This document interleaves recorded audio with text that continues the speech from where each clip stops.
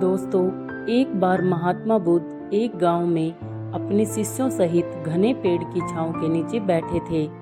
आसपास के गांव से बहुत से लोग अपनी मानसिक समस्याएं लेकर महात्मा बुद्ध के पास आ रहे थे।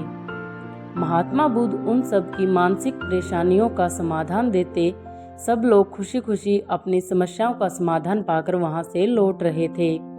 वहीं से कुछ दूर बैठा लोगों को बुद्ध के पास जाते देख एक भिखारी अपने भाग्य को कोसता हुआ यही सोचने लगा कि अभी कुछ देर पहले तो ये लोग दुखी मन से मुंह लटकाए उन महात्मा के पास गए थे और अब इतना खुश होकर कैसे वापस लौट रहे हैं। आखिर माजरा क्या है?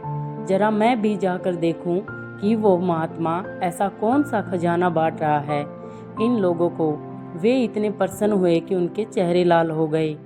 जब वो दुखी भिखारी कुछ नजदीक गया तो उसने देखा कि ये महात्मा तो लोगों को प्रवचन देकर लोगों के दुख का निवारण कर रहे हैं। यह देखकर भिखारी के मन में भी तीव्र इच्छा हुई कि क्यों न मैं भी इन महात्मा को अपना दुख बताऊं, मुझे भी अपने दुख का समाधान अवश्य मिलेगा।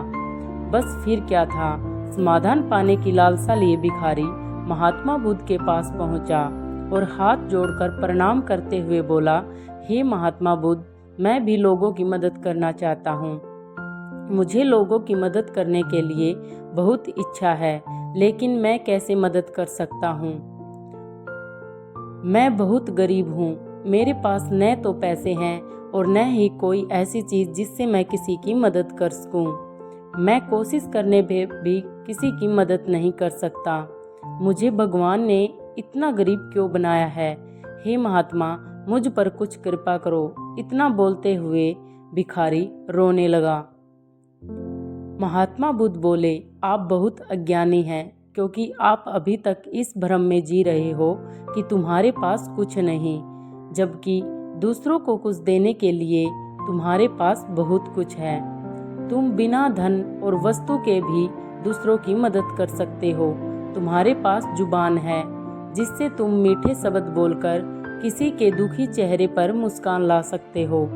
इन्हीं शब्दों की ताकत से तुम किसी के भी टूटते हौसलों को फिर से मजबूत कर सकते हो। इन शब्दों की शक्ति से आप किसी के भी मन में सकारात्मक विचारधारा के बीज बो सकते हो और उसे गलत रास्ते पर जाने से रोक सकते हैं। तुम्हारे दो हाथों कि किसी भी कमजोर या लाचार व्यक्ति की सहायता कर सकते हो। आपकी दो आंखें किसी अंधे को रास्ता दिखा सकती हैं। तुम किसी के लिए दुआ कर सकते हो। यह हो सकता है कि उनके बुरे काम फिर से हो जाएं। आप किसी के अच्छे स्वास्थ्य की कामना कर सकते हैं, लेकिन अज्ञानतावश तुम अब तक इस बात को समझ नहीं पाए और इस भ्रम में अब तक जीते रहे कि तुम्हारे पास मदद करने के लिए कुछ भी नहीं है।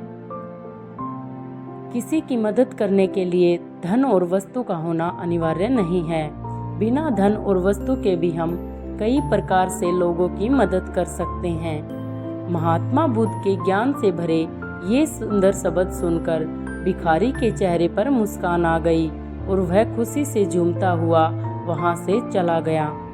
तो दोस्तों, महात्मा बुद्ध की इस कहानी से हमें सीख मिलती है कि आजकल बहुत से लोग ये सोचकर दुखी होते हैं कि उनके पास कुछ नहीं है, बल्कि जो आपके पास है उसी में संतुष्ट रहना सीखें और बिना मतलब